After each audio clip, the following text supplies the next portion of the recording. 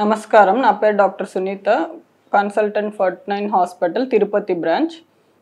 మనం ఈరోజు common causes of female ఇన్ఫర్టిలిటీలో మెయిన్ కాజెస్లో ఒకటేంటంటే యానోవ్యులేషన్ అనేది ఒక ఓవ్యులేటరీ డిజార్డర్స్ కూడా మెయిన్ కాజ్. సో మనం ఈరోజు ఓవ్యులేషన్ టెస్టింగ్ అనేది ఎలా చేసుకుంటారు అనే దాని గురించి మాట్లాడుకుందాం. జనరల్గా ఫీమేల్స్లో బర్త్ అప్పుడు ఎగ్ నెంబర్ అనేది ఫిక్స్డ్ ఉంటుంది, ప్లస్ ప్యూబర్టీ అయినాక చాలా తగ్గిపోతాయి.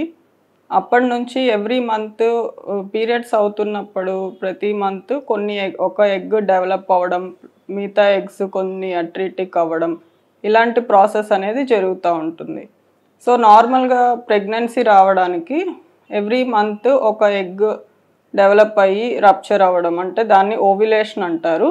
ఓవ్యులేషన్ అనేది చాలా ఇంపార్టెంట్ అన్నమాట. సో ఓవ్యులేషన్ జరుగుతుందా లేదా అని టెస్ట్స్ మనం ఎలా చేస్తాము అంటే, ఒకటి వచ్చి రెగ్యులర్ సైకిల్స్ ఉన్నాయి అంటే హిస్టరీని బట్టి వాళ్ళకి ఓవ్యులేషన్ నార్మల్గా జరుగుతున్నట్టు. అలా కాకుండా ఇర్రెగ్యులర్ సైకిల్స్ ఉన్న వాళ్ళకి ప్రిడిక్షన్ అనేది కొంచెం కష్టం అన్నమాట.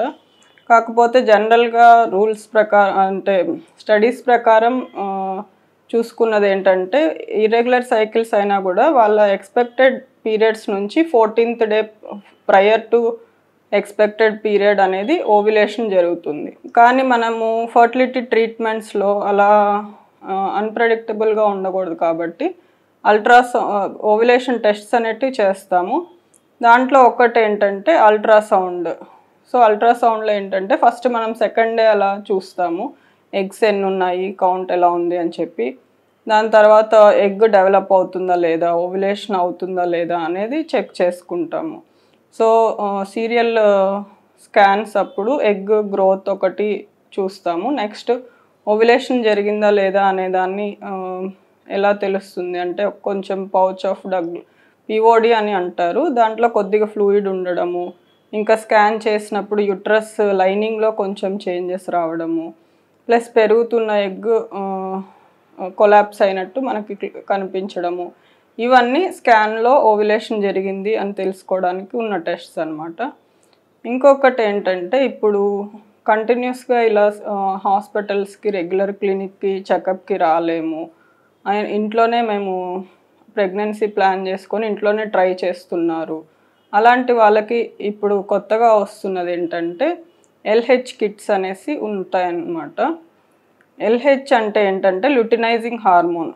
ఇది ఒక ఓవరీలో ఎగ్ గ్రోత్ అవుతున్నప్పుడు ప్లస్ ఎగ్ ఓవ్యులేషన్ అయ్యే ముందర ఎల్హెచ్ అనే హార్మోన్ సడన్గా పీక్ అవుతుంది, పీక్ లెవెల్స్కి వెళ్తుంది.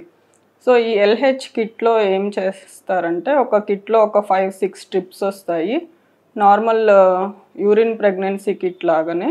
కంట్రోల్ లైన్ అనేది రెడ్గానే ఉంటుంది, టెస్ట్ లైన్ అనేది చూసుకోవాలన్నమాట. అంటే ఇది అరౌండ్ 14 days తర్వాత నుంచి ఆల్టర్నేట్ డేస్ అలాగా, అంటే డైలీ చేయడం వల్ల పెద్ద మనకి అంత తెలీదు.